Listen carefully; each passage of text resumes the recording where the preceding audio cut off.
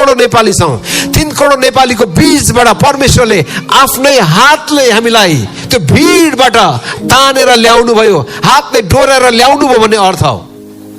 हामी सबैले भन्नुहुन्छ आमेन। 7.5 अर्ब अथवा 8 अर्ब मानिसहरूको बीचमा 3 करोड नेपालीको बीचमा त्यो भिडबाट परमेश्वरले हामीलाई आफ्नै हातले चुनेर त्यो भिडको बीचबाट हामीलाई डोर्याउनु भयो, चुन्नु भयो। दाजुभाइ दिदीबहिनीहरू, यसकारण येशू आफैले यूहन्नामा भन्नुभयो, तिमीले मलाई रोजेनौ तर मैले तिमीलाई रोजे र मेरो महिमाको निम्ति छाने। धेरैजनाले गवाही दिन्छ, मैले 2046 सालमा प्रभुलाई पाएँ, मैले प्रभुलाई भेटाएँ भन्छ। वास्तवमा हामीले परमेश्वरलाई भेटाएको होइन, किनकि परमेश्वर कहिले हराउनु भएन जसलाई हामीले भेटायौँ। हराएको त तपाईँ र म, जसलाई खोज्नलाई उहाँ यस संसारमा आउनुभयो। परमेश्वर कहिले हराउनु भएको होइन, जो तपाईँले भेटाउनु भयो। यदि तपाईँ र मैले परमेश्वर भेटाउनु भयो त्यो त धर्म हो।